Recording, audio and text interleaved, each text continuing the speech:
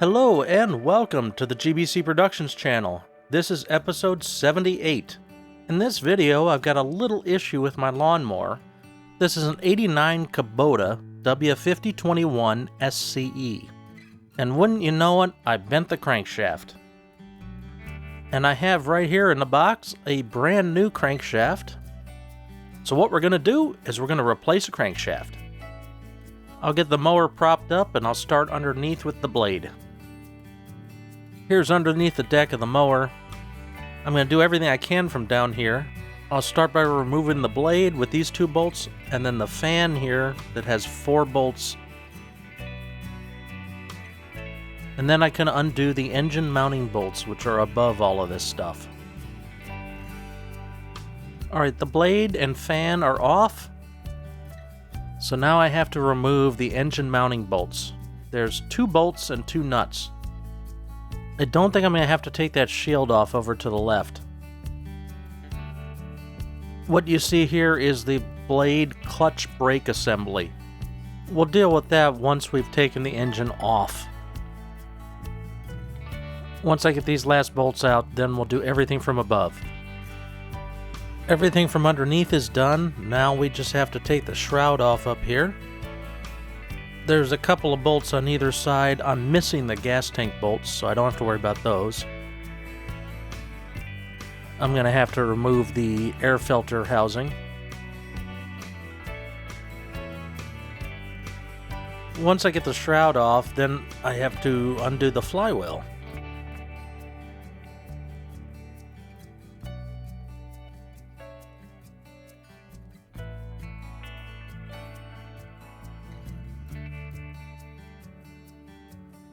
And there's a couple of bolts there that have to come off.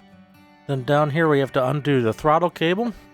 And on this side we have the clutch brake cable. We'll get into that a little bit later.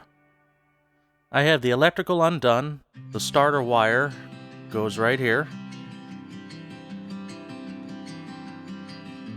This is the shutdown wire. This goes to the ignition coil. There's also a wire coming off the stator that goes to charge the battery. The stator is this coil, and there's the ignition coil.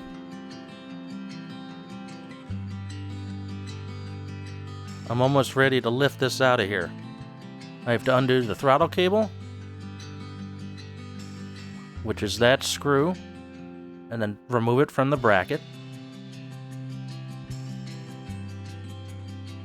Here's the linkage for the clutch brake cable again. A good way to disconnect it is to put a screwdriver in there and pry it, and this end will slide right out of its bracket. And I took the muffler off for a little better visibility, and I can go in here with a screwdriver and pry it. I'm going to need to do this off camera because I need both hands. I've removed the flywheel nut. Now I'm going to put it on so the top of the nut is flush with the top of the crankshaft. Then I'm going to give it a whack with a brass hammer. Tap, tap, tap, tap. Now I use the brass hammer to prevent from damaging the nut and the crankshaft. Now I don't really care about the crankshaft because I'm replacing it. Now the flywheel is loose from the crankshaft, but there's a couple things in the way. Now because of the starter gear on the flywheel, I had to remove the stator and the ignition coil. Now I also am going to remove the spark plug. At this point I can remove the engine. I don't have to undo the drive shaft because it has a sliding joint there. Alright, I've lifted the engine off, and here is the brake clutch assembly. Now under that little mound there is a ball bearing that allows it to disengage the brake and engage the clutch, so the blade will start spinning. I'm going to start by taking this bolt off.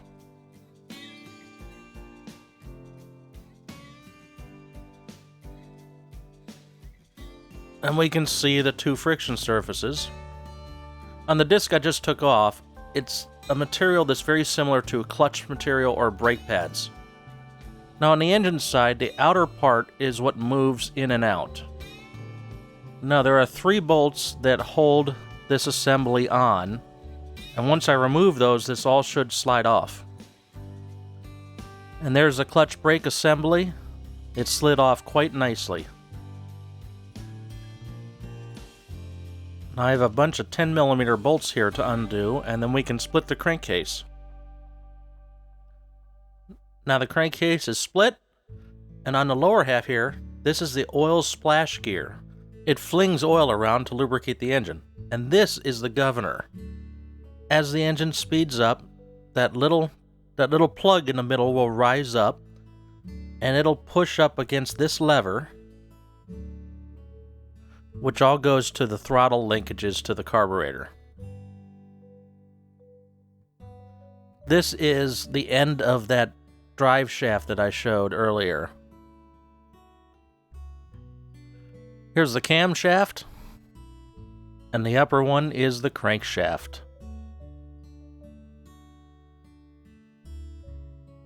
Now I have to undo the connecting rod cap. Now I'm going to try to pull the crankshaft out without removing the cam, but I'm probably not going to be able to do that.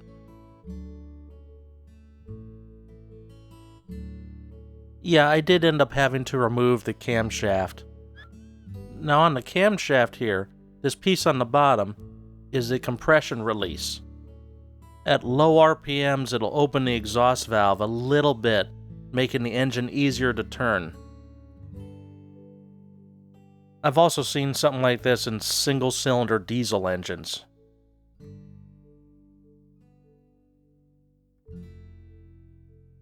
I remove the connecting rod cap and push the piston up, and this crankshaft should slide out fairly easily.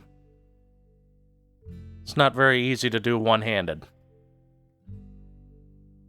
Here's the 2 crankshafts. The one on the left is the new one.